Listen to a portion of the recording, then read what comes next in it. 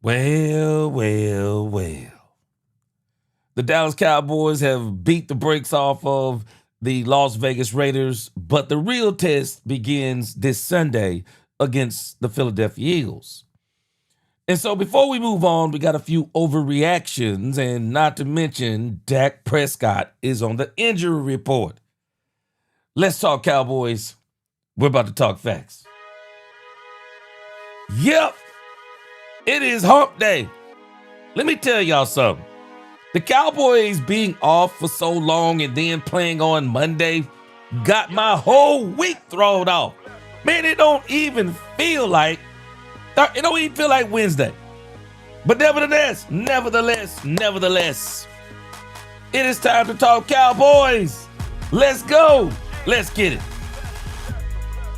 Welcome, Cowboy fans and Cowboy haters alike. I'm the G, and I'm the host of Let's Talk Cowboys, where we talk facts. As you come into this live stream, please hit that like button, share, subscribe, hit that notification bell so you know the next time we post another video or go live, and we are live. And if you haven't become a channel member or subscriber yet, please do. We have a lot of great things coming up this season. Now, let's talk facts. So, these are the topics of the show today.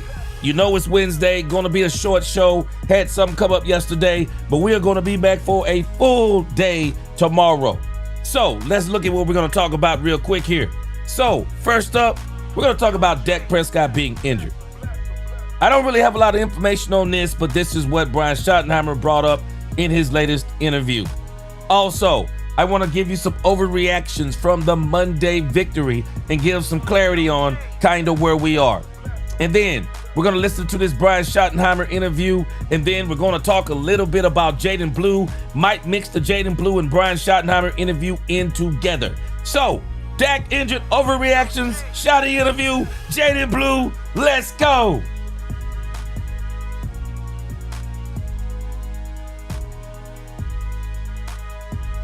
Yep. Let's get a quick roll call in. Don't have much time, so let's get this thing in. 2-minute roll call, and then we're getting right into the Dak Prescott information. Let's go.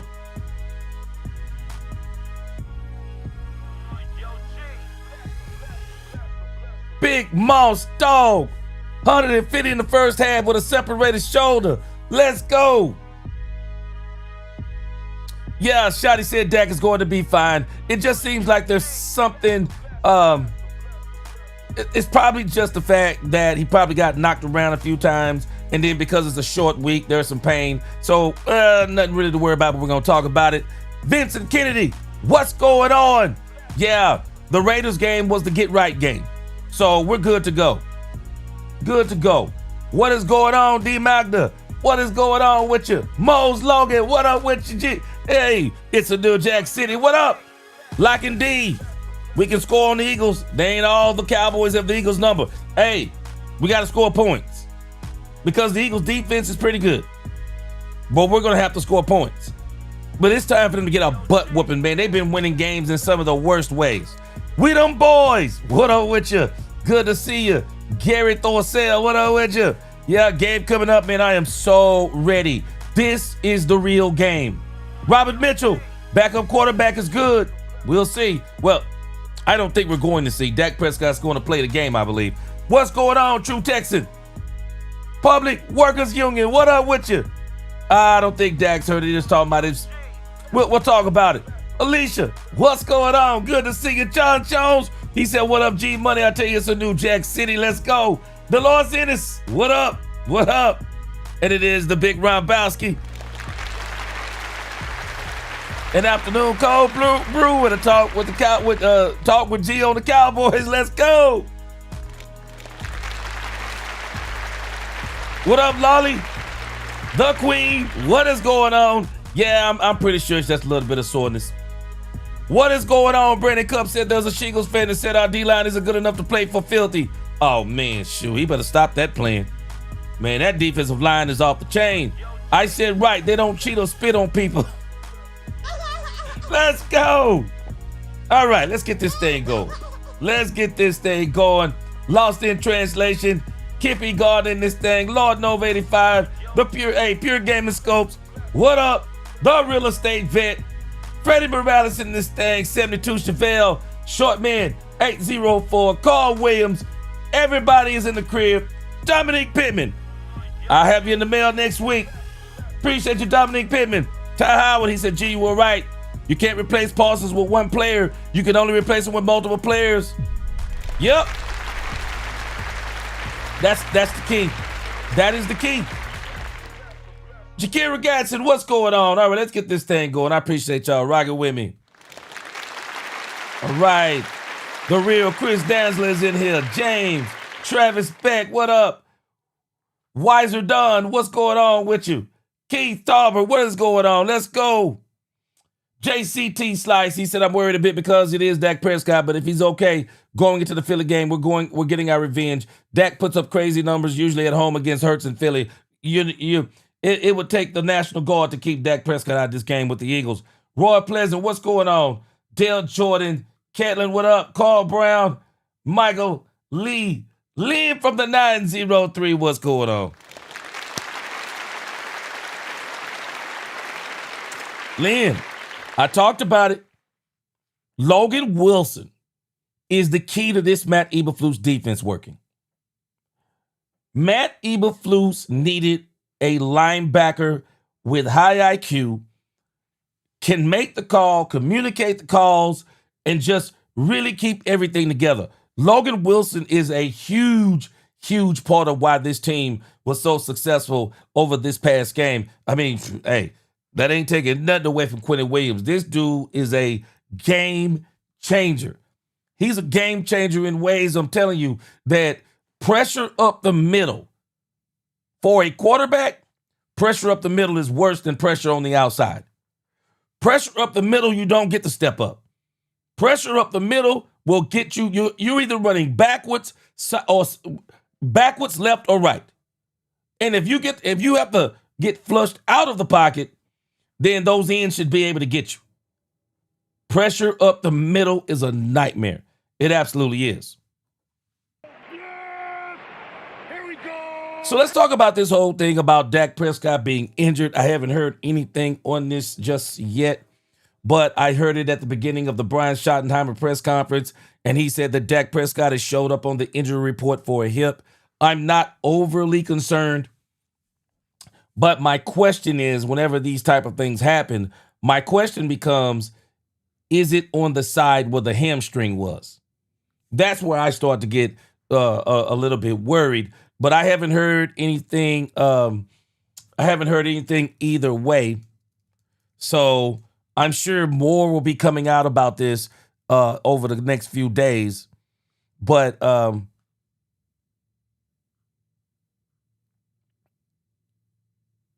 okay, I'm trying to check on here. Let's see. Yeah, Dak Prescott. They're talking about it over here on Athlon Sports, and I don't really think anybody has any clue. Because I'm sure the Cowboys are not, they're just not saying a lot about it. Schottenheimer again. Schottenheimer is saying that it is nothing major. He's going to say that at the beginning of the press conference. He said that it is nothing major, so nothing, we don't know anything. So I'm pretty sure the Cowboys will probably give Joe Milton a few more snaps this week in practice. But I do think in the grand scheme of things, probably nothing. Yeah, probably nothing in the grand scheme of things, but I'm pretty sure he got hit a few times, got knocked on the ground. I'm pretty sure he'll be okay. Dak Prescott's going to be good to go. So, yeah, Cowboy fans, not a lot to report on this. Don't get worried. Do not get worried. This happens all the time in football. I mean, you get knocked around, and usually around this time of the year, everybody's playing hurt. Freddie Morales, why are you people freaking out about Dak? No, nobody's freaking out. As long as he's not walking with 8 of a cane, he's good. I think he'll be good, but I think Brian Schottenheimer is basically saying it's very simple. You know, he probably got knocked around, got knocked on the ground, a little bit of soreness. It's a Monday game, and I think they're saying he had to be put on there because it's a short week. Probably wouldn't have made it. Probably wouldn't have made it on there in the grand scheme of things. The soreness probably would have worked itself out probably around Wednesday or Thursday, so he wouldn't have made the injury report. But that's kind of how it seems Brian Schottenheimer is trying to talk about it. Yeah, Lock and D said Crosby hit him with that fumble. That's probably why. Yeah, he got a good shot on him. Not to mention he got other shots too. Yeah. Same thing, Judah. Yeah, that's what I'm hearing. Not a serious issue. Hey, I don't think it's serious. Yeah, I think it's a formality because of the NFL league rules. Corliss. Yeah, not only because of them NFL league rules, also because of them gambling rules. Yeah, we know what it is. We know what it is. Yeah, in one game, Williams made Clark look better. Yes. Yes. Kenny Clark, let me tell you something. The same way that George Pickens made the entire wide receiver room look better, Quinnen Williams makes the entire defensive line room look better. Hey, man, let me tell y'all something. Quinnen Williams is one of them. Quinnen Williams is one of them. Quinnen Williams is an elite defensive tackle. He one of them. I mean, you can just, man, this dude's motor, demeanor is nasty on the field. Mose Logan said, I believe Williams is better than Parsons because he eats double team while Michael struggles. Mose Logan, perfect point. This is actually what separates, when you look at the tape, this is what separates Quinnen Williams from a whole lot of players. Quinnen Williams eats and beats double teams.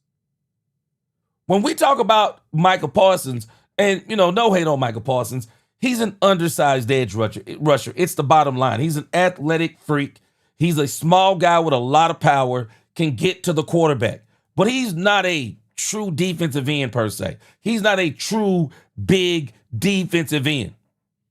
And this is why I don't like when people compare him to Reggie White. Nah, man, Reggie White was different. Reggie White was a big defensive end, and he not only got double teamed, but he beat double teams. Quinnen Williams is the same as it pertains to, he's a true big defensive tackle. This dude eats double teams. Eats double teams. He don't just get them, he eats them. And he makes big, big, big plays. And so there are two different types of players, and that's why I say, but Quinnen, man, let me tell you, Quinnen is doing exactly what you are wanting. Poobie D, I got you coming in the mail next week. Quinnen Williams is a game wrecker. Now, we got to see what he does against the Eagles. We got to see what he does against the Eagles. Now, I think it's going to be more the same against the Eagles. The Eagles are going to have a hard time. They're going to probably focus a lot of attention on Quinnen Williams. But now that not only does he get the double teams, but he beats the double teams, boy, it's going to be problems. He's going to change the way teams are going to play Dallas from this point forward. Star Guardian, he said, hey, what up, Star Guardian?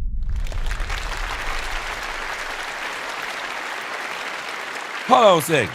Star Guardian next. You said, what up? Gee, lit off topic, but I'm worried about Marquise Bell speed off of the interception. He's like a 65 on Madden. Star Guardian next. Please do not put speed and Marquise Bell in the same sentence.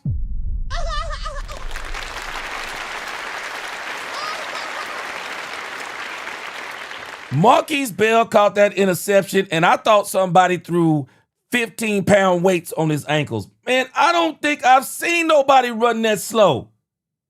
Man, Marquise Bell is so slow, it is ridiculous, man. It's a doggone shame. It's a doggone shame. Let me read a couple of comments here. Yeah, Michael is an undersized edge. Exactly. That's my whole point. Michael Parsons is an undersized edge. So double teams affect him differently than they affect, per se, a true defensive end who's rushing the quarterback. Michael Parsons is not a true he's not even a defensive end. Michael Parsons is an athletic freak is what he is. He's undersized rushing the quarterback. But in the grand scheme of things, When you put bigger tackles or double team him or you chip him, all those things, they have a real big effect on him. But Quinnen Williams is different. Quinnen Williams is different. Dominique said 2 different positions. You can't compare the two. No, we don't have to compare the positions. That's not the conversation I'm having about the position. I'm having the conversation about when you talk about how they are physically made up. They are 2 different players. Micah Parsons is not a defensive end. He's an edge rusher. Those are 2 different things, and especially in today's game. An edge rusher and a defensive end are not the same. And so when you're talking about the physical makeup, and this is where Quinnen Williams differentiates himself from Micah Parsons, the quote-unquote athlete. This is where he differentiates himself. He's a true, humongous, skillful defensive tackle. It's not just the athleticism, because this dude, for his size, has a whole lot of it. It's his size. It's his power. It's what he does to double teams. With Micah Parsons, you ever notice whenever we talk about Micah Parsons, we say, yeah, he got stopped this game. Yeah, but look how many times they double teamed him. You ever notice you don't have those conversations a lot about Quinnen Williams? He's getting double teamed too, but nobody's talking about it as much. Why? Because he's destroying double teams. Quinnen Williams destroys double teams. He's a different type of player. He's a different type of player. And I am so glad. This is one of the best things the Cowboys could have ever done. It's one of the best things the Cowboys could have ever done. Y'all heard me early on in the year talking about this thing about defensive tackles. Man, you would much rather have you would much rather have elite defensive tackle play than elite edge play, because quarterbacks can get around. Quarterbacks can step up on edge rushers. They can run inside. They can do different things to kind of nullify edge rushers depending upon who they are. But boy, it is hard when you got somebody coming right up the middle, because when they come up that middle so fast, what do? Run backwards? They affect throws. They affect your vision. They affect the run game. Where edge rushers might not have an effect on the run game because sometimes you can run away from them. Man, when you got a pass rush up the middle, and Quinnen is he's not just a big guy in the middle and can't move. No, this dude can move. He can get up the middle, and then he can pursue to the left or to the right. Quinnen Williams is an absolute problem. And we're going to see as this season goes on, he's going to be an absolute problem. And the reason why he's going to be a problem, think about what he has beside him. Quinnen Williams got some good players beside him too. Kenny Clark. Kenny Clark is not elite, but he's great. Kenny Clark is great. Also, Digizua, good to great. Osa is better with a player like Quinnen beside him. So he's going from good to great. Man, when you put these players he's got beside him, man, Quinnen going to be even that much more nasty. He'll be a problem going forward. You watch what I tell you. This dude is a problem, man. Quinnen Williams is a problem. He is the epitome of what you call a game wrecker. Quinnen Williams is a game changer. He's a game changer.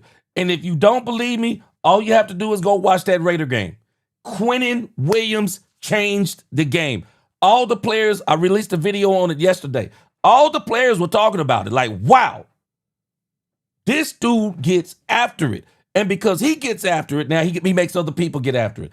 It reverberates all 3 levels, linebacker, defensive backs. Man, this dude is a monster of a player. And now that you got him with the Dallas Cowboys, and man, I'm going to talk about this more tomorrow, but we're going to have to give, Matt Eberflus a little bit of credit. When you look at some of the plays, the play I showed in the video that Matty Dubs broke down, they lined him up at the 4, and then they made him loop around to the center. Oh man, Matt Eberflus is in his bag with Matt Eberflus was in his bag with Quentin Williams on this team. Man, you better stop playing. Matt Eberflus was in his bag. But it was the Raiders. I know it's the Raiders.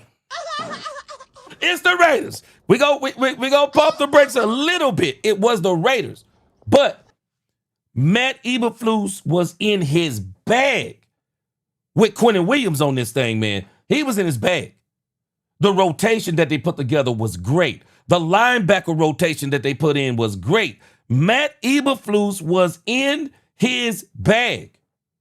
The rotation with Carson, Kalen Carson, Savon Revel Jr., Demarion Overshawn, Murray looked way better with Logan at the middle linebacker position. Man, I'm telling you, man, Matt was in his bag now that they got this dude a couple of players. I'm just saying. I told y'all before the game, prepare yourself. Did I not tell you to prepare yourself? Because Matt Eberflus is going to look a lot better. Matt Eberflus looked a lot better. Now, nobody's talking about it yet, and I understand why. It was the Raiders, and they're terrible. But let's see what he looks like against the Philadelphia Eagles. I got a strange feeling. Matt Eberflus is going to be in his bag again against the Philadelphia Eagles. If there is ever a coach that was made to stop Jalen Hurts, it's Matt Eberflus with these particular players, because Matt Eberflus loves zone coverage. If you didn't pay attention to the last game the Philadelphia Eagles played against the Detroit Lions, they talked about it over and over and over on the broadcast. Jalen Hurts is struggling so bad with zone coverages. And the Cowboys stifled him in the first game with zone coverages. Now, where the Cowboys lost him in the first game is that he ran against them. But we are a different team this time on defense. He won't be able to run against us. Logan Wilson, Overshawn with his speed. Now you're going to have, now you got Quentin Williams in the middle. Those lanes will not be as wide as they were when Jalen Hurts saw us the first time. Oh, it's going to be a great game. It's going to be a great game, and I am absolutely excited for it. Junior said, for those that don't understand that interior tackles are more important than edges, look at the Eagles in the Super Bowl. They had no dominant edge. They had Mahomes seeing ghost. Every single time, Junior. I told people about them, and I told them, Junior, man, them defensive tackles, game changers. Game changers. I mean, you think about what the Cowboys, man, give the Cowboys credit. Give the Cowboys offensive line credit. They slipped up one time that I know of.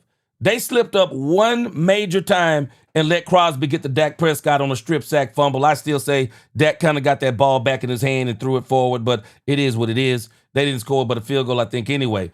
But other than that, Cowboys were pretty much able to handle Max Crosby.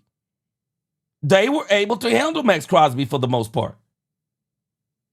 It's hard to do that when you got defensive tackles, though. That's hard to do.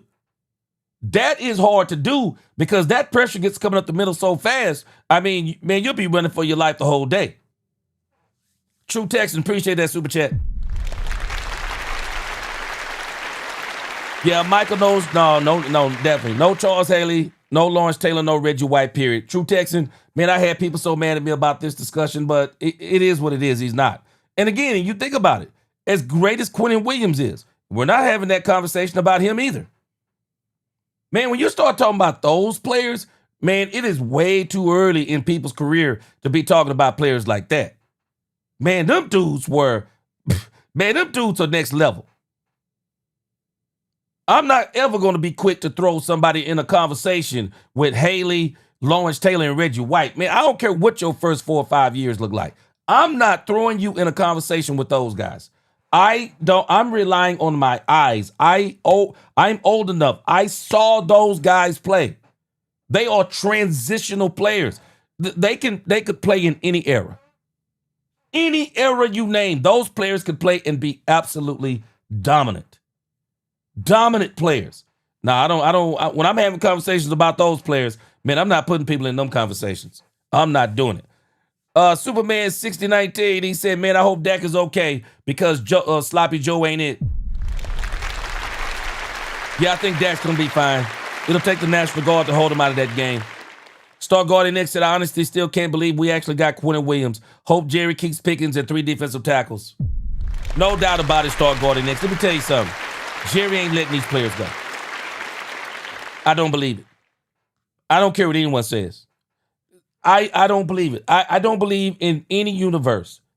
Dak Prescott is trying. Jerry Jones is trying to get a Super Bowl. Jerry Jones has got to have visions of sugar plums dancing in his head right now. When you have those 3 defensive tackles, you couldn't get those. Man, let me tell you something. We are going to be looking back in about a year or two. We're going to be looking at the Michael Parsons trade. And for everybody who beat Jerry Jones up about the Michael Parsons trade, there are going to be some people that, and Colin Cowherd is already getting in front of this because Colin Cowherd can see the writing on the wall. I had already talked about this. This ain't new to me. This Michael Parsons trade is going to be looked at in 2 years from now. We're going to be looking at the Michael Parsons trade as the Herschel Walker Jr. trade. You watch what I tell you. You watch what I tell you. Jerry Jones and the front office have the making of a Super Bowl team. The Cowboys have fixed something that they have not been able to fix in 30 years. We've had other edge rushers here. We've had some great linebackers. We've had some great corners. Haven't had any great safeties per se, but we've had great players on the defense. But the problem with all of those defenses, they were paper mache because we didn't have the trenches on any of those defenses. This is the best interior line the Cowboys have had in 30 plus years. It's the best interior line the Cowboys have had. There is no way Jerry Jones. I cannot see it. I'm telling you, I would just be literally shocked if Jerry Jones does not find a way to keep all 3 of those defensive tackles. I'd be shocked because that is actually the key to getting to the Super Bowl. Jerry keeps all 3 of those defensive tackles, go in that draft and free agency next year and make that thing primarily defensive oriented. Because all you need to do on the offense is sign George Pickens, go and maybe see who's out there in free agency next year, get another running back depending upon how Phil Maffa and Jaden Blue develops. And don't count Jaden Blue out. I'm telling you, Jaden Blue is still a part of the Cowboys plan. The Cowboys need to maybe address the left tackle and right tackle situation and really come to where they are with that.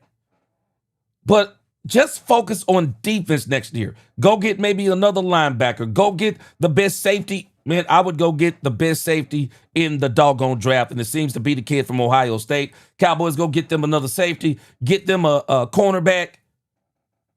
The Cowboys have a championship-level defense in 2026. There is no way. I don't see any way Jerry is letting out of this building Kenny Clark, Oso Digizua, Quentin Williams is here to stay, and George Pickens. I do not see Jerry Jones letting them get out. I don't. I do not see them letting those guys get out of Dallas. I don't see them letting them get out of Dallas. They're too good. Those players together, those are season-changing players. And this is why, for me, as it applies to the Dallas Cowboys, and this will take us into our next subject matter. We'll see if we get to Brian Schottenheimer today. If not, we'll get to it tomorrow. He's already had 2 interviews, not saying a whole lot different. That gets me to my overreactions that I didn't get to get Tuesday. I want to give those in as we get into this part of the conversation.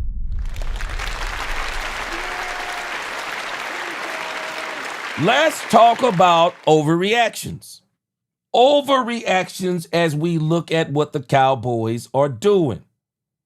Lynn, I heard today off the cuff, Mike Fisher said that Phil Maffa is on the practice squad, but I don't know really what that means.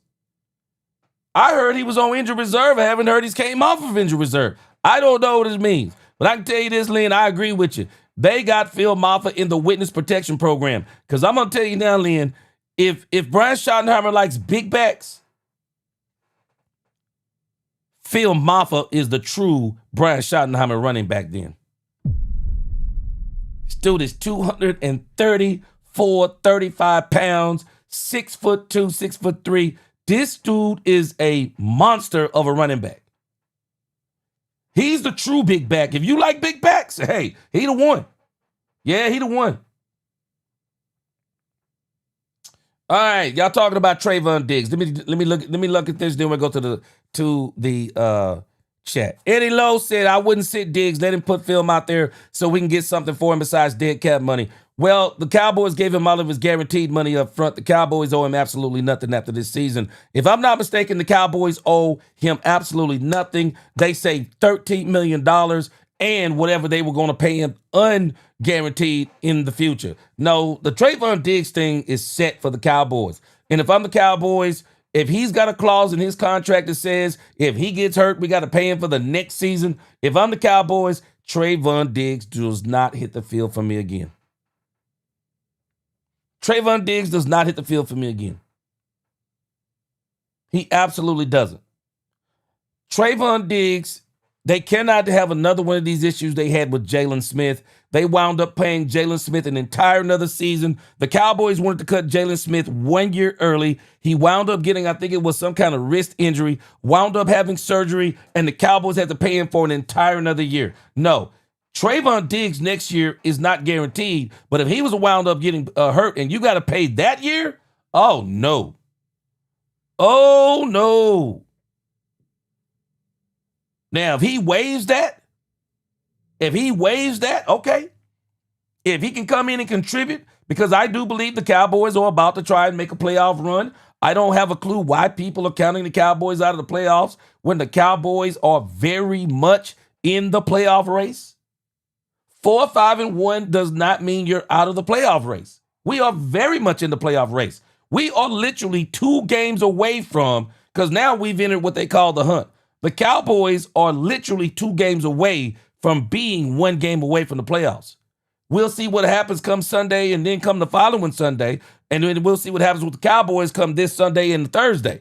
If the Cowboys win both of these games, and I think the Cowboys have a great chance, not a small chance, a great chance of winning both of these games because we are the kryptonite to both of these teams.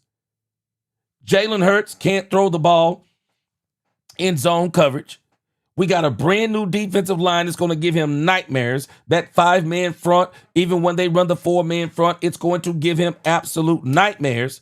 The Cowboys should be able to beat the Philadelphia Eagles at home, and I do think they beat them. The Kansas City Chiefs have not been the Kansas City Chiefs. They are literally only a half game better than the Dallas Cowboys, if I'm not mistaken. What are they, 5-5? They are playing for their life, too.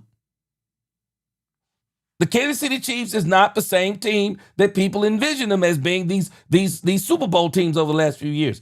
Man, I would not be shocked if the Cowboys come out of this particular gauntlet of a run that we thought was going to be so tough at the beginning of the season. That gauntlet is not looking so tough now. Man, we thought when the Raiders got Geno Smith and Ashton Genty and all this stuff, we were like, man, the Raiders look like anything but what we thought they were going to look like. Cowboys ran through them. The Philadelphia Eagles, even though they are 8-2, they are the ugliest 8-2 team I've seen in a long time. Ugly 8-2. Ugly 8-2. And I think that is going to come to the front of the congregation when they sit down in front of the Dallas Cowboys. Because Cowboys now got, We'll see how the defense looks. But the Cowboys defense was not even as good as it is now when they played them in the first game.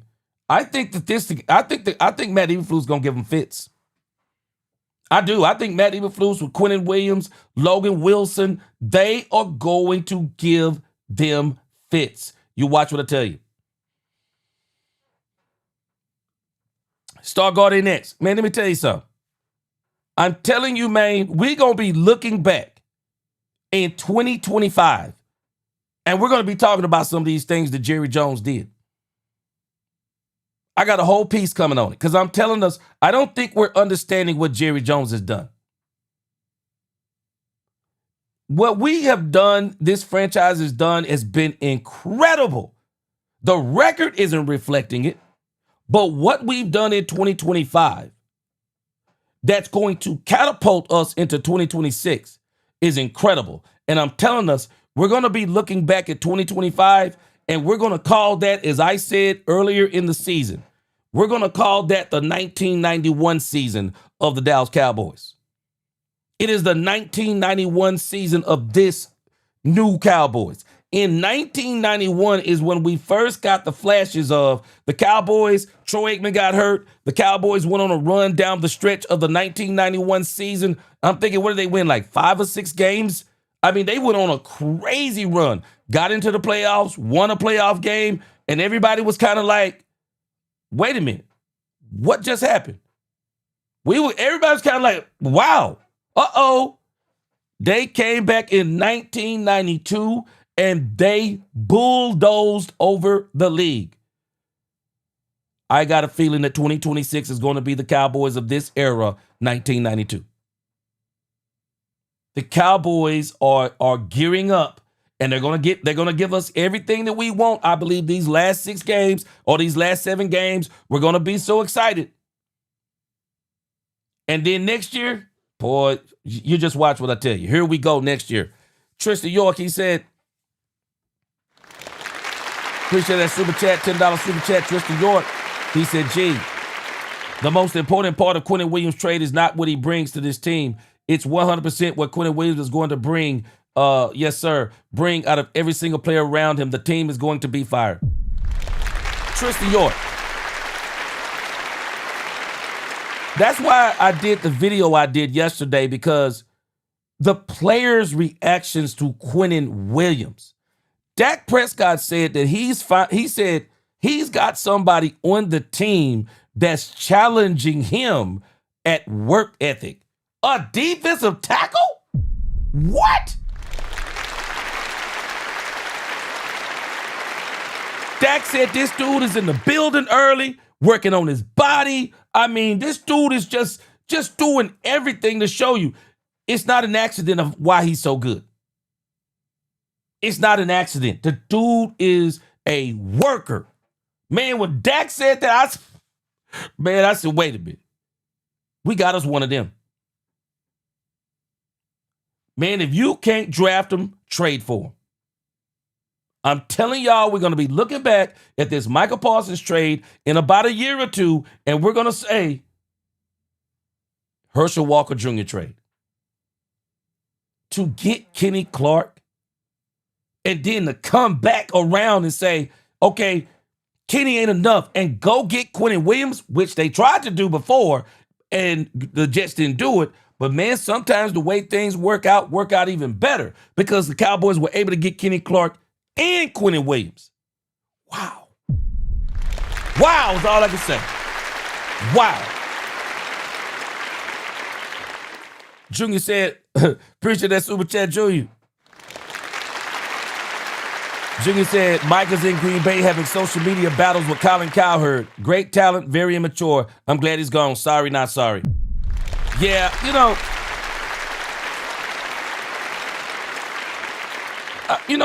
and I'm like you, Junior, on this. Man, why respond? Michael and Trayvon Diggs are the same ilk when it comes to sensitivity. Trayvon Diggs, I mean, we've seen him at least 2 times. This dude all up in Bubba Dubs. He up in Bubba Dubs.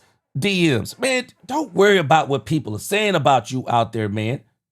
If they're criticizing you, listen to it and ask yourself, is it true? If it's true, make the change. If it's not true, man, keep on going. Bro, you're a multimillionaire. What you worried? Man, what are you worried about stuff like that for? Just let your game keep speaking for itself. Yeah, man, and that's one of the things that I'm telling you. Talk about the Cowboys. Man, the Cowboys have been all football since Michael left. All football. All football. Just not a lot of any of that type of hoopla, just all football. JL Channel said, what's up, G? Appreciate that $5 super chat. I'm in agreement with you. I think the Cowboys can beat Philly and KC. But realistically, what's your thoughts on beating Detroit? Stopping Gibbs is key. Well, let me tell you something.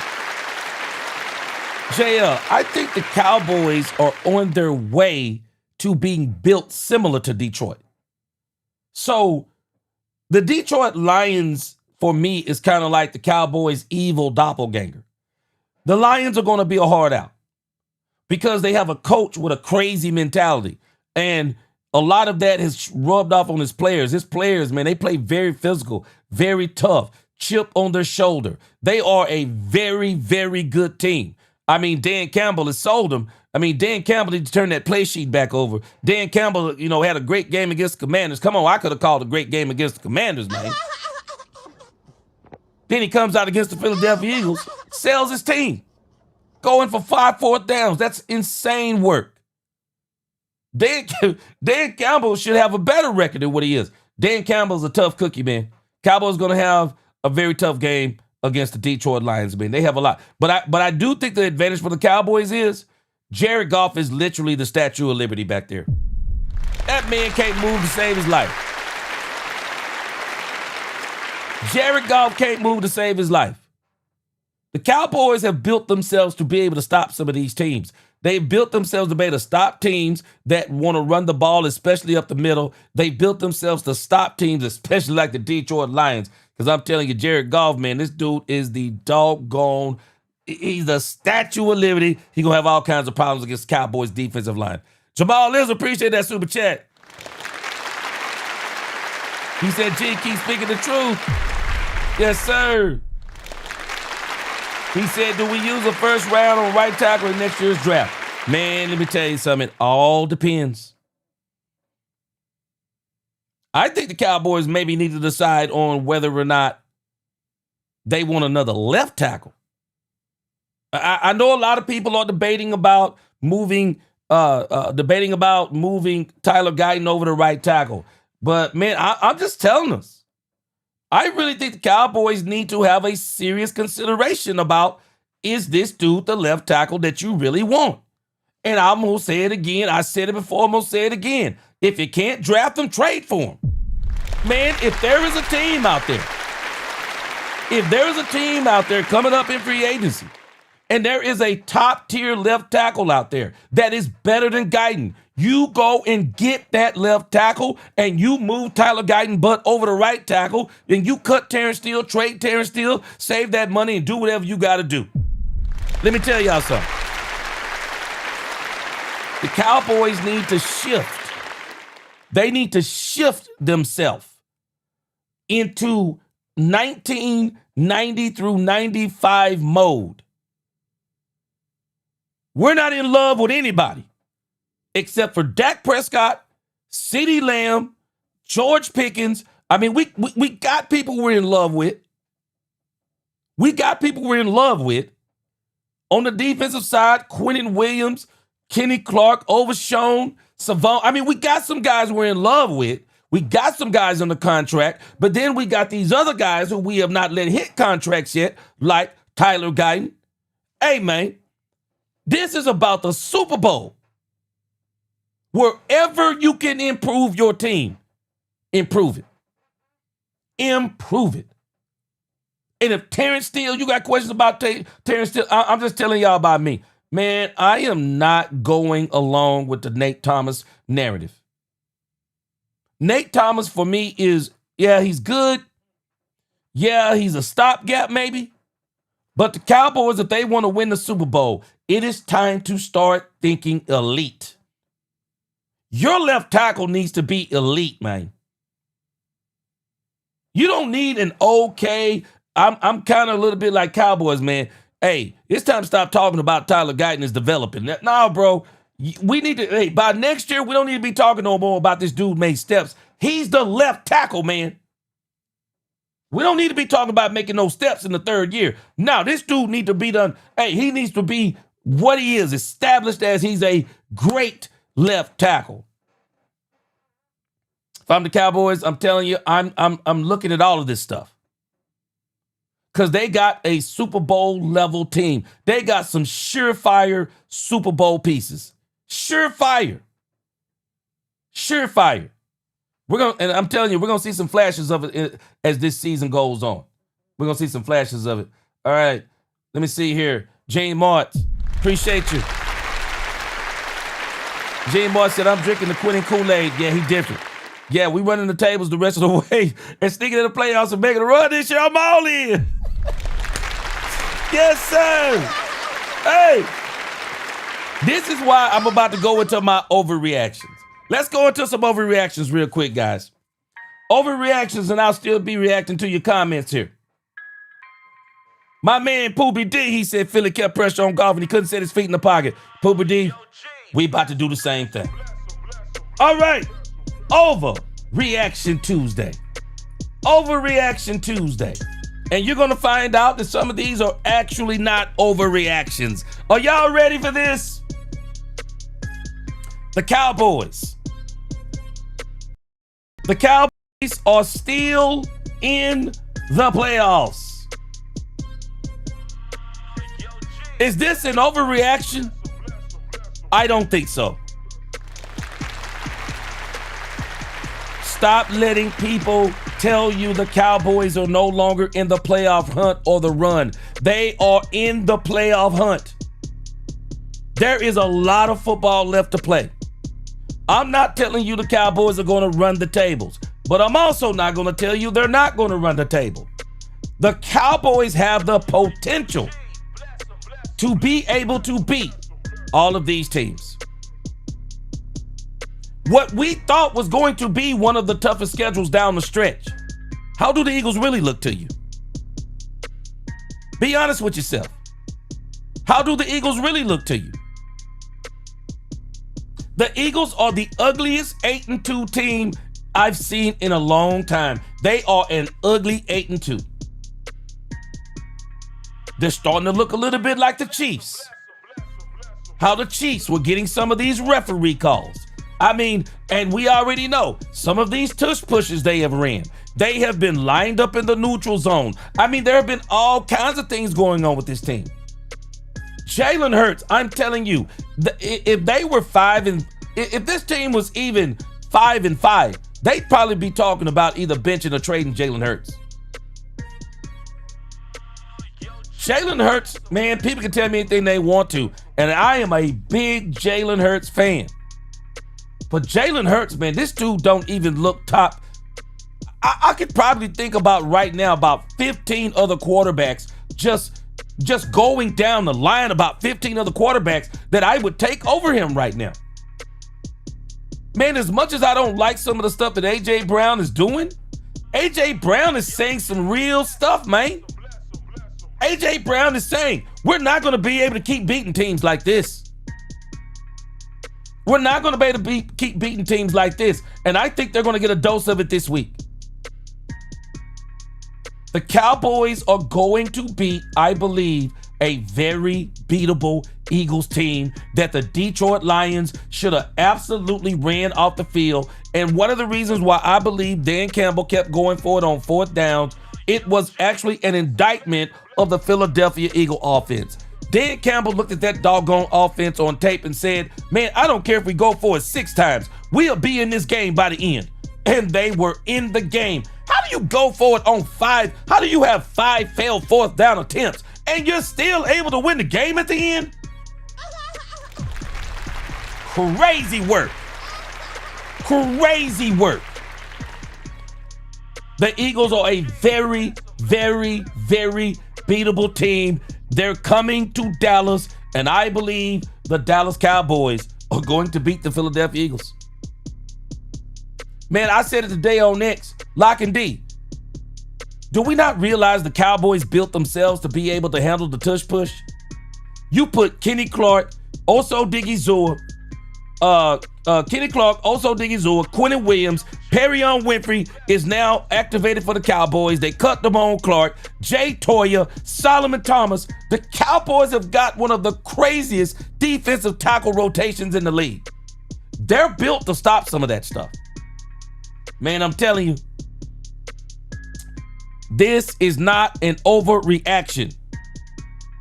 I didn't tell you the Cowboys are going to go to the playoffs and sweep the playoffs. But what I am telling you, the Dallas Cowboys are still in the playoffs. They're still in the hunt. They're still in the hunt. Yeah, Blue Blood, what up with you? Man, Cowboys going to put the kibosh on them boys, man. They're going to put the kibosh on them. And then that Thanksgiving game, oh, it's going to be off the chain. People going to be going nuts. Yeah, Mary, let me tell you something. Yeah, hey, Phillips has looked really good. He looked good the first game. Yeah, he looked good. He's going to give Terrence Steele some issues, but I tell you this, it's simple for me. Just put Brevin Spanford on that side. Put Brevin Spanford wherever Phillips is lined up, and I think the Cowboys will be okay. Brevin Spanford is a grown man. He's a grown man. Brandon said, Dan Campbell, there's a fine line between brave and crazy. If you kick 3 times, you win. I agree. D Kizzle, what up? He said, G, you ain't lying. Lock and D said Campbell was calling that game scared, trying to go for it multiple times. Just take the field goal. Well, it seemed like to me he was basically saying he didn't think the Philadelphia Eagles could do anything. Because if you thought they could do something, man, ain't no way you're going for it that many times. But Dan Campbell knew they'd still be in it. Because, man, I'm telling us, people don't want to accept it, man, but this dude, Jalen Hurts, is struggling on levels that are insane. Man, you coming off of a Super Bowl win? This dude is looking like, he looking bad. Yeah, and Lane Johnson being hurt too? Yeah. Yeah, man, Eagles gonna have their hands full. And I don't care what nobody say about Saquon Barkley. This dude almost running 2,000 yards last year. It took a toll on him. I'm telling you it did. All right.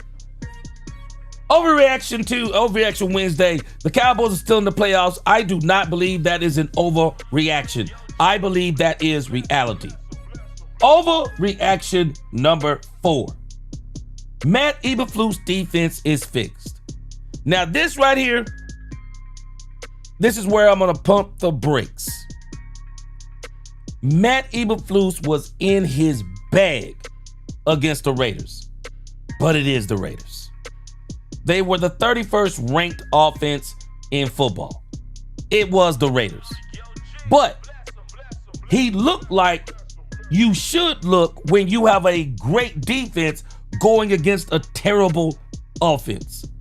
So he didn't look like a bad defense going against a terrible offense where it was a 17-13 or they let him score 20, 24 points or whatever the case may be.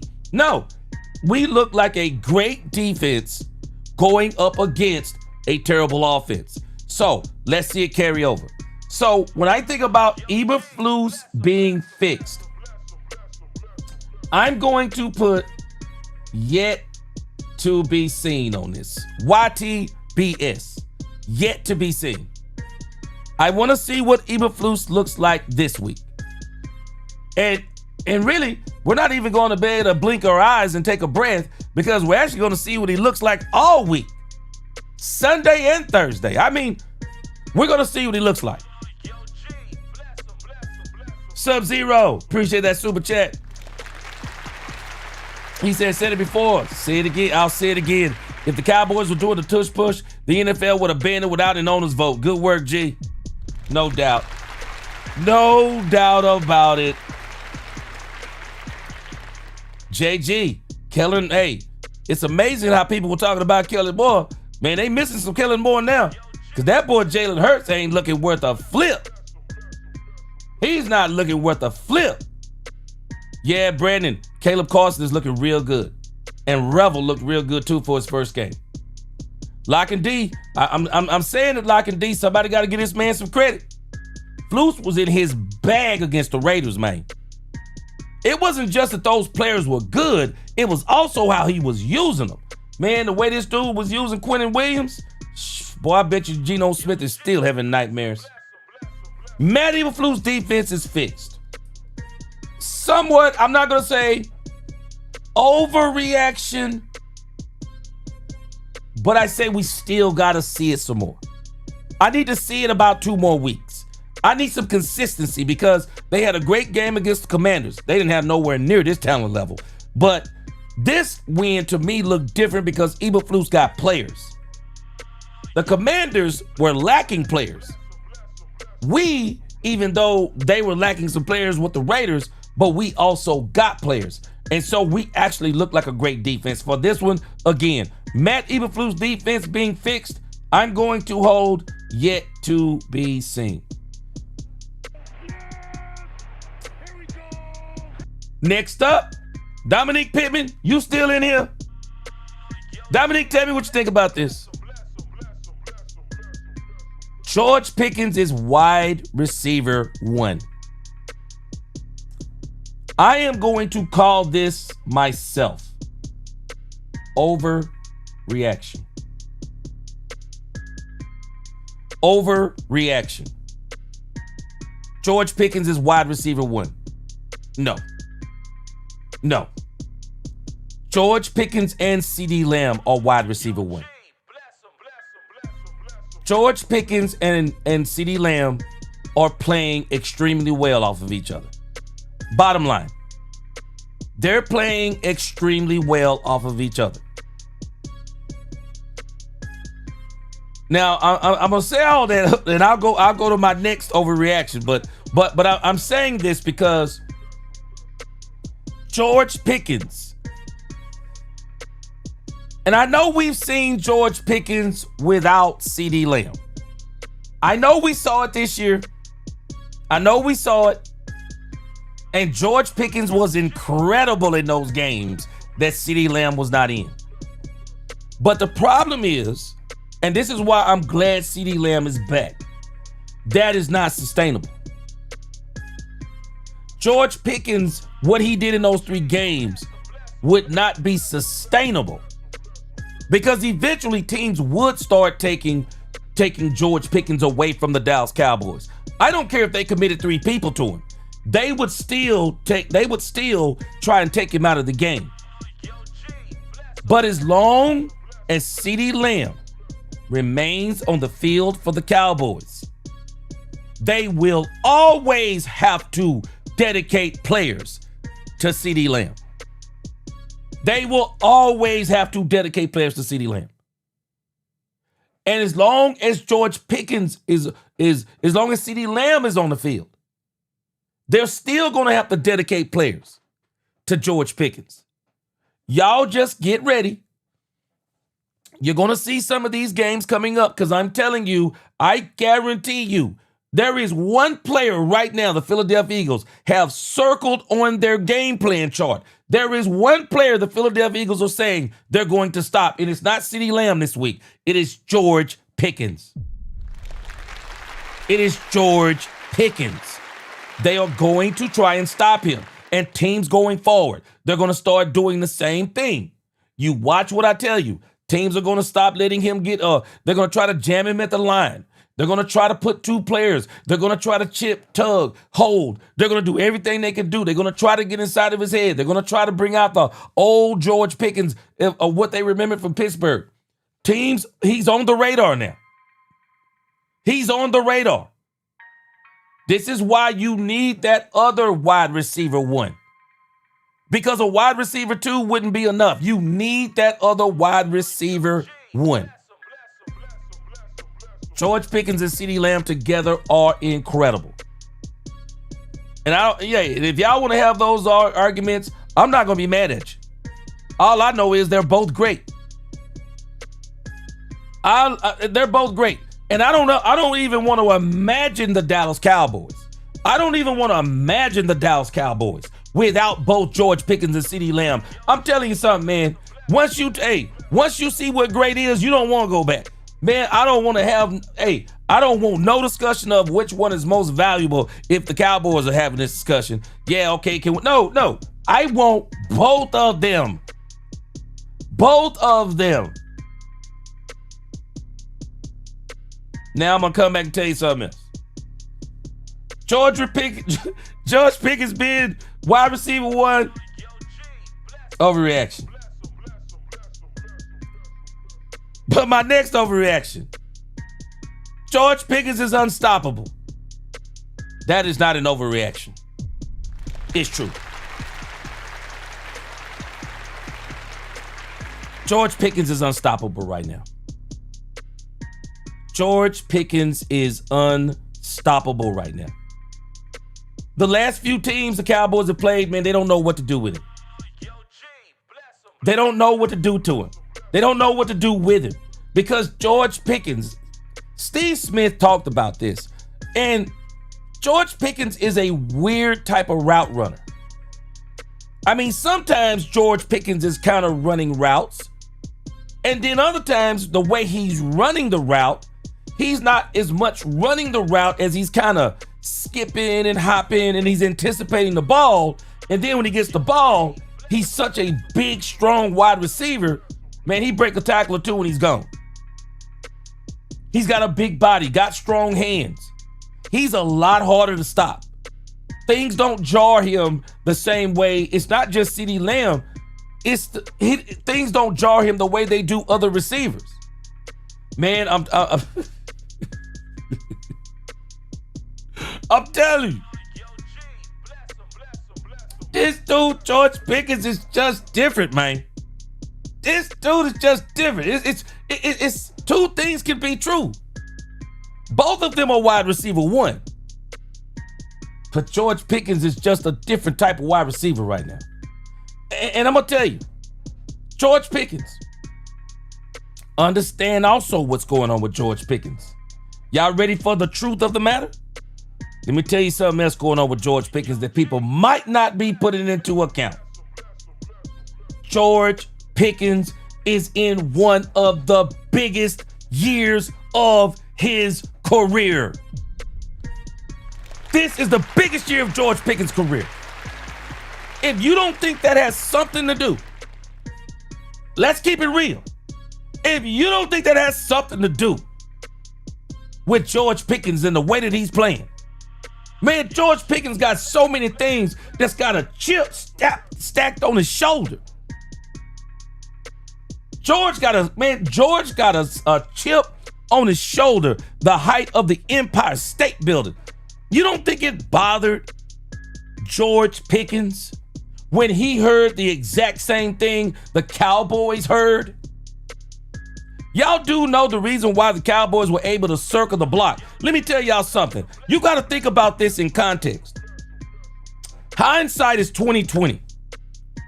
If these other NFL teams knew George Pickens was this, you really think the Cowboys get him for a 3rd round draft pick? Stop it. Stop it. Nobody realized that this dude is this. He's been a saint for the most part until he got to Vegas. But what happens in Vegas stays in Vegas. George Pickens has been pretty much a saint. Great teammate. Been great on the field. Monster on the field. Putting up incredible numbers. This dude is literally having a historical year with the Dallas Cowboys. A historical year. But he's also got a lot of things on that shoulder. Contract year. People saying they didn't want him in a locker room. People weren't willing to take a chance on him. I mean, all these things are with George Pickens. Man, this dude is playing exactly the way you expect a dude to play when these type. Man, George Pickens is playing with an extra incentive. This dude is in the biggest year of his career. Straight up. George Pickens is in the biggest year of his career. He's got an extra incentive, y'all, and I'm telling you. George Pickens' year, this year, whether we accept it or not, George Pickens is playing for his life. And I mean that in a good way. He is playing for his life. This dude has $35 to $40 million a year on the line. Man, I don't care what anybody say. You see that bag in front of you? You see that bag in front of you, $35 and $40 million a year, being on America's team? The moment he signs that contract, he's going to get more money because you'll start seeing him in you'll start seeing him in the commercials. You'll see where he'll get signed by Nike or he'll get signed by Jordan and Nike. He'll get signed for endorsement deals. This man's entire life is on the line. He playing like it. I'm telling y'all, he playing like it. This man is playing like a man who ain't gonna eat tomorrow if he don't play the way he's playing. Shoo, you better hear me. You better hear me if you don't hear me. This man, this is why this dude is playing, a part of the reason why he's playing the way he's playing. And I'm telling you, tell me anything you want to. I've been saying this, and I was saying this even about Brian Schottenheimer. All this stuff about, yeah, man, every game is just a championship opportunity. Nah, not for me. Not for me. Every single game, I'm going to figure out a reason why we need to win this game. Not just because we need to win it. Not just because we want to go to the playoffs. I'm going to find a reason to make my team hungry. Every single game. Every single game. I'm on the and isn't it strange? They're all saying they're playing for Marshawn Nealon. Tell me men don't need extra incentives. When you give a man an extra incentive, you'll be surprised. He'll play outside of himself sometimes. He'll do things in ways that he never thought he could do it. George Pickens is in a contract year. His life is on the line. And I love having him in this mode. Matter of fact, I actually wish it was next year. I actually wish it was next year. Because the Cowboys gonna have even more players around this man. Boy, I wish it was next year, man. Could you imagine having this dude? But George Pickens is a monster anyway. I still think he's going to be in this mode. I still think he'll be in this mode because George Pickens, once he true Texan, say it, true Texan. Pickens is singing "Show Me the Money." And then let me tell you about George Pickens. Because George Pickens is a different type of individual from everything I can tell. He'll also be the same dude that once he gets the contract, he'll be playing to prove to everybody he was worth the contract. I love this dude's attitude. I love his attitude. He's a monster. Two things can be true. Him and CeeDee Lamb are both wide receiver one. But I am going to tell you the truth on this matter. Right now, until somebody show me something different, George Pickens is unstoppable.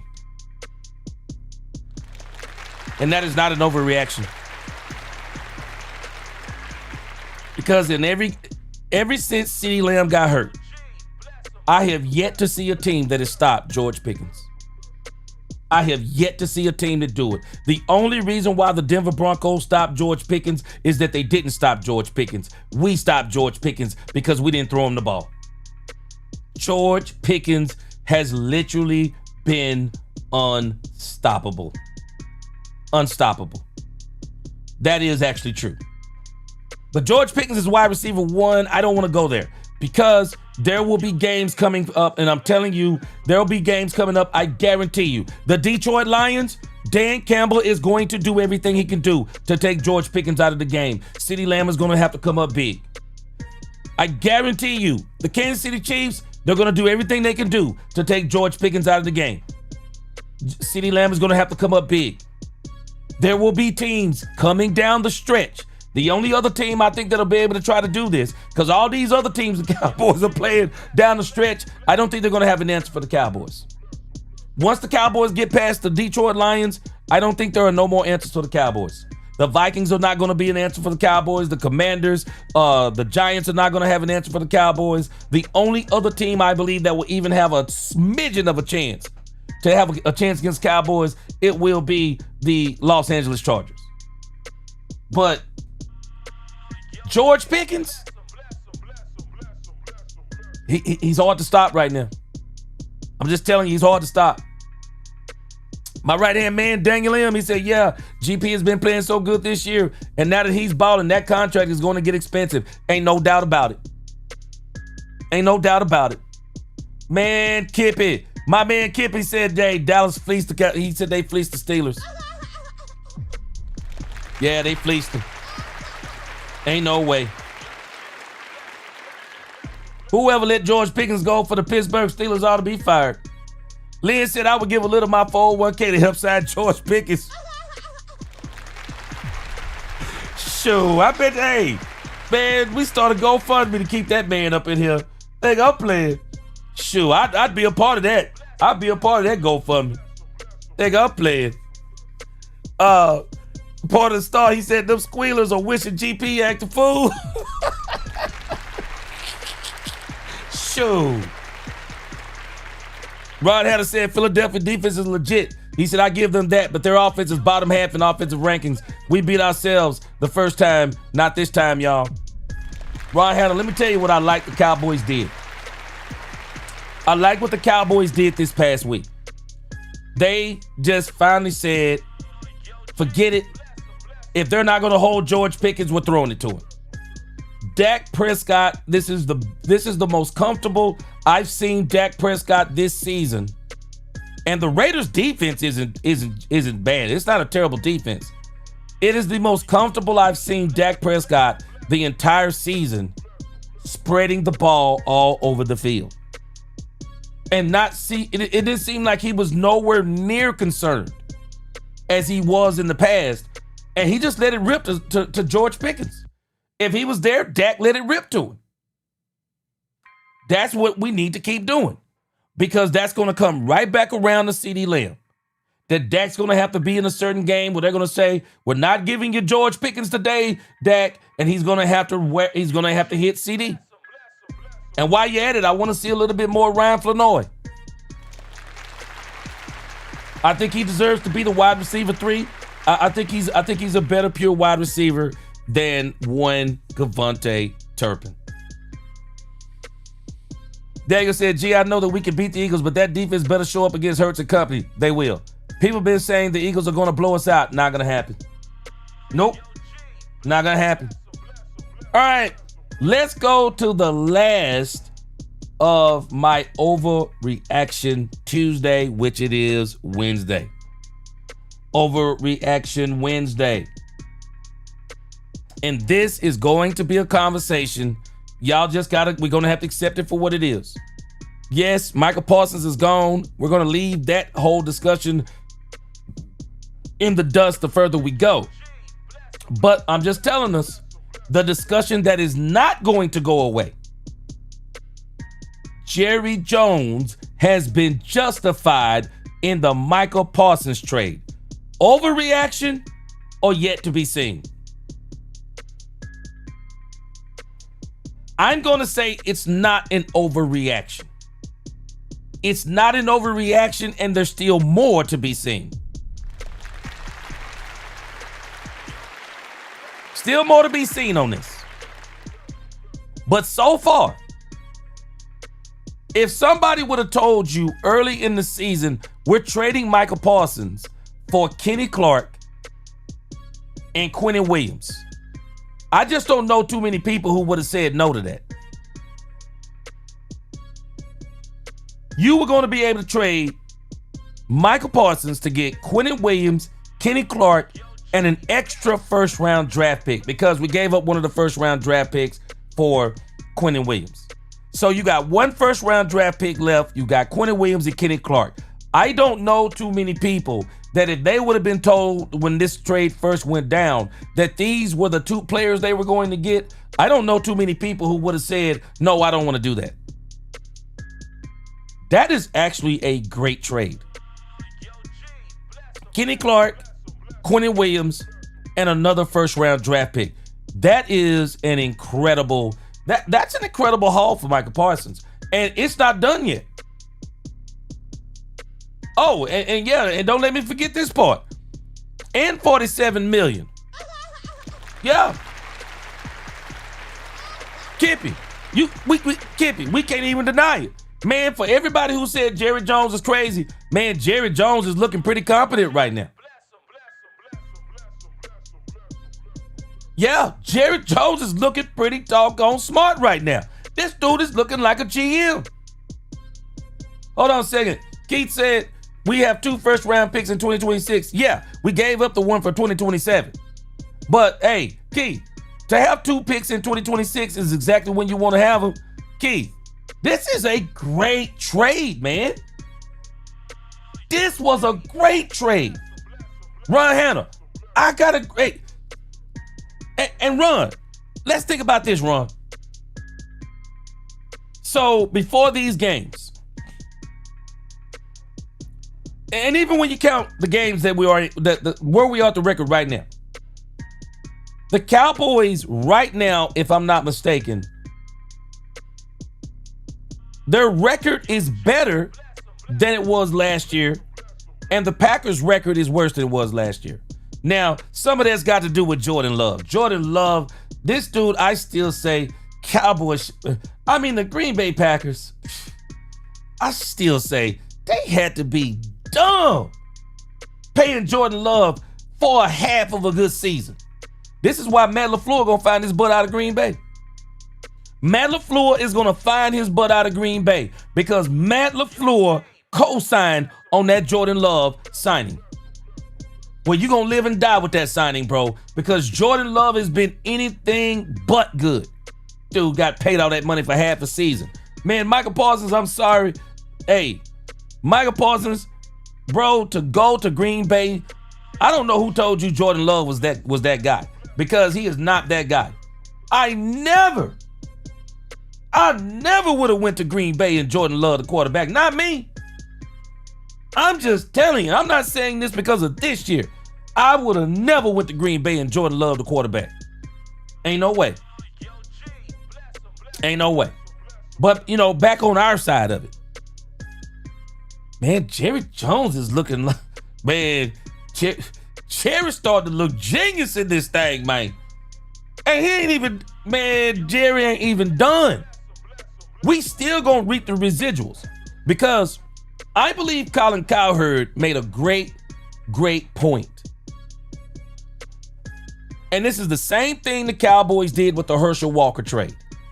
The Cowboys started using those Herschel Walker draft picks, and they started like flipping them for other draft picks, trading with other people and flipping them for players and draft picks. We have not seen the end. We have not seen the end of this doggone Micah Parsons trade. The Cowboys are going to get another player. They're going to get another player next year. And they might even get players because, as Colin Cowherd said, this next draft is going to be quarterback heavy. There will be teams that will be looking for quarterbacks. The Cowboys can easily trade back. They can easily trade back and turn that first pick, that other first round pick, they could turn that into two more seconds. Or maybe they can get another first, get somebody else's position and get an extra second. Man, this is going to be, by the time it's all said and done, you watch what I tell you, this is going to be the Herschel Walker Jr. trade. And people are going to look back on this trade 2 years from now and they're going to say, that was one of the greatest trades of the last 4 years. I'm telling us. I think up until this point, Jerry Jones has been justified in the Micah trade. And the reason why I say it is because they're not worse because of the trade, because They're about a half game better than what they were last year. And everybody said the Green Bay Packers, the Cowboys were going to regret it. The Green Bay Packers were going to the Super Bowl. Man, the Green Bay Packers are fighting just to make the playoffs right now. They're fighting just to make the playoffs right now. So right now, hey, man, it is what it is. It is what it is. Like D said, Jerry trying to copy the Eagles, how they do things. You see the Eagles D-line, that's what Jerry trying to do. And some of it is Jerry's trying to go back to the 90s, Lock and D. You know, sometimes we got to realize that Howie Roseman and these guys also watched the Cowboys do what they did in the 90s also. And when you think about what the Cowboys are doing, some of that stuff is actually 90s Cowboy stuff. And I want y'all to just really step back for a moment. And this is why I'm giving Jerry and Steven credit at this point. Brian Schottenheimer, while he is no Jimmy Johnson. He is no Jimmy Johnson. But I'll tell you this. Brian Schottenheimer may be the closest thing to Jimmy Johnson we've seen in years. Because there'll never be another Jimmy Johnson. Jimmy Johnson didn't believe in God, football. He didn't believe in God, family, and football.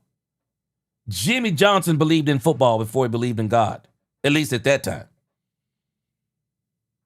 Jimmy divorced his wife to coach the Cowboys. Jimmy Johnson is a different type of animal. Now, Brian Schottenheimer, he's a different type of animal, as in he does believe a lot in family, you know, God, family. He puts that first, but he's also a big football guy. But he's also a big relationship guy. He's a big team guy. He's a culture guy. Brian is doing the same thing, doing some of the similar things that Jimmy did. Jimmy built a great culture also. Jimmy built a great culture in Dallas. He absolutely did. Brian is on his way to building a great culture in Dallas. And so one of the best moves that Jerry made, one of the best moves that Jerry and Steven made was hiring Brian Schottenheimer. I don't understand how people try to destroy them when they absolutely did some great things. Brian Schottenheimer. We're going to look back on the Brian Schottenheimer coaching decision because a lot of people were all against it. They're going to look back on that in about a year or two and go, man, this dude, Brian Schottenheimer, this is one of the greatest things the Cowboys did. He's the best coach in my recollection. We're going to let it go a little bit more.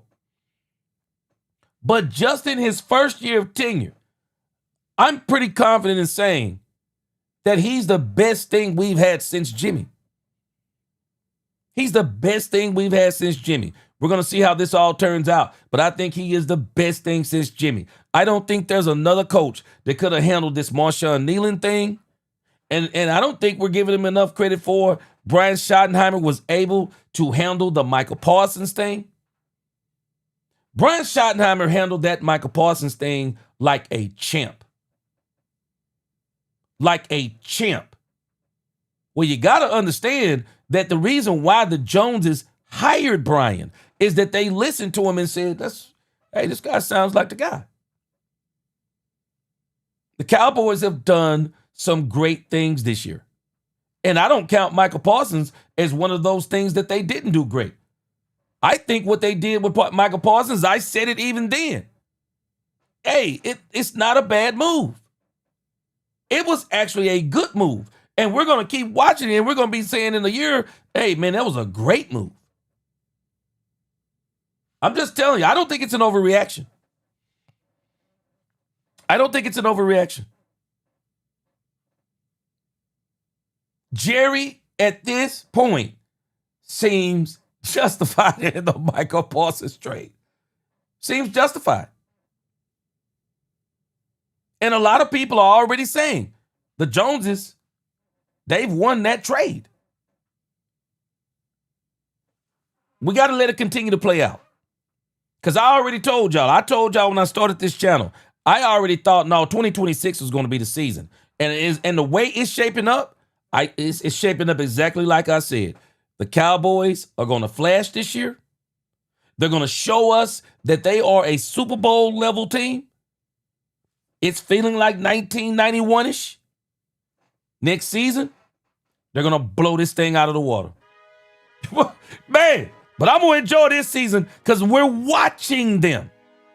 We're watching them grow because I'm telling y'all, man, don't let nobody rob you of what I'm explaining to you. When your franchise, when your team is building a Super Bowl team, man, you better enjoy every single moment of it. What we are watching is the building of a Super Bowl level team. Stephen Jones said, my goal is to build the best roster in football. And the reason why I am so glad with what he said is because Stephen Jones has yet to come out and say, we have the best roster in football. That means the goal is still in the process. And when you listen to what he said, who have they brought in? I mean, they missed on the Paris Campbells. I mean, they missed on the Kyer Elams. They missed on the Jack Sanborns. I mean, they missed on, and I don't know, I think I said we missed on Murray, but he looked a lot better with Logan Wilson.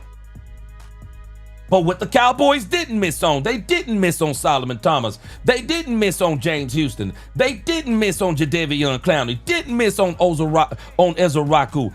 They are a plethora of players the Cowboys have not missed on. And what do? They realized they messed up with some of those players they brought in. Did they sit on their hands? No. They went out and they got Quinnen Williams. Of course, they already got Kenny Clark. They got Quinnen Williams. And I'm telling us, we are not talking enough about Logan Wilson, but you're going to really feel his impact as this season continues on. Because Logan Wilson is a true Mike linebacker, football IQ. And again, notice, nobody talked about communication this week. You're going to continue to see that as the season goes on because now you got a quarterback on the defense. The Cowboys are building something special. And now the last half of the season, man, I wish we could have did this about 3 or 4 games earlier. I wish we could have did this 3 or 4 games earlier. But we are about to watch the Cowboys go on a ferocious run, way more ferocious than what we saw last year. Last year was a joke. Man, people were about talking about, yeah, man, boy, we got Cooper Rush, boy, we going to the playoffs. Stop it. We were going exactly where we went.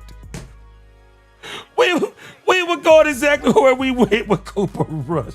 It was crazy to me for people to be thinking that we were going to the playoffs with Cooper Rush. Man, even the Baltimore Ravens done woke up and said, what in the world were we thinking? Stop it. We are about to make a great run here at the end. We are about to make a great run, and we're going to be excited going into next season. We are. We're going to be excited.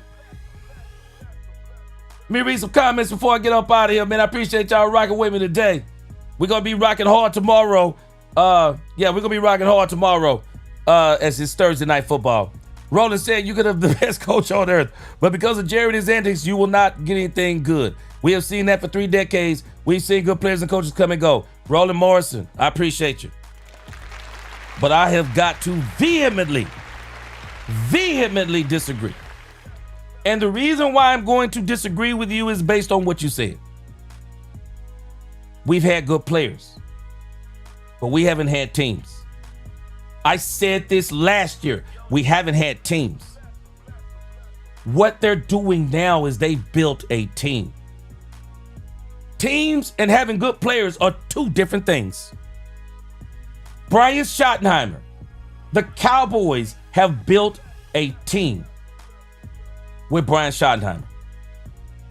We have watched this man's culture time and time again take a blow that would have destroyed this team in times past. The Michael Parsons thing didn't destroy him. Now the Marshawn Kneeland thing, they've channeled that this week. Let's see if they can continue to channel it in the coming week. But everything that we're seeing and what Jerry did at the trade deadline, I'm sorry. You tell me when the last time you seen Jerry at the trade deadline make those kind of moves. You tell me, because I can't remember. I cannot remember. So, we're going to let it keep playing out. It was the Raiders. I told you that against the Commanders. It was the Raiders. We're going to see. C. Burleson, let me tell you something. I have made a point to say this, C. Burleson, over and over and over. I am riding with Brian Schottenheimer until the wheels fall off. I have continued to say that. Now, just because I'm telling you I like Brian Schottenheimer, I'm riding to the frame, hit sparks down the doggone highway, that don't mean I have to agree with everything that he's saying. I don't like the whole Jaden Blue situation. But hey, I'm still rolling with Brian Schottenheimer because overall, Brian has been good. He's been great. He answered the bell. It was the Raiders, but the Raiders defense is not 31st ranked like their offense was. And Brian moved the ball, scored points on that Raiders defense, and I think he's going to do the same thing against the Eagles defense. So I'm still riding with Shotty. I'm still riding with Shotty. I think the Cowboys got to continue to give Shotty what he needs. And the defense is definitely what he needs, and it is definitely helping. So no, I'm still don't mean, and it won't be the last time I criticize Brian Schottenheimer either, because I was about to criticize him if I was gonna get to the Jaden Blue thing, but I gotta get up out of here. All right. Hey, Mississippi Chevelle, I agree. They should wear that kneeling shirt every single game this year. I agree with you. I agree with you. Preston Taylor, he said Quentin Williams and Kenny Clark are the best two defensive tackles in the NFC East. Bar none. Bar none. Bar none. Yeah. Polo Ralph Lauren. Yes, sir. He said Shotty's an amazing coach. Even his father was amazing. And I think he's going to do something his father didn't do. I think he's going to win a Super Bowl. I do. And I said that when he first got here. I think he's going to win a Super Bowl.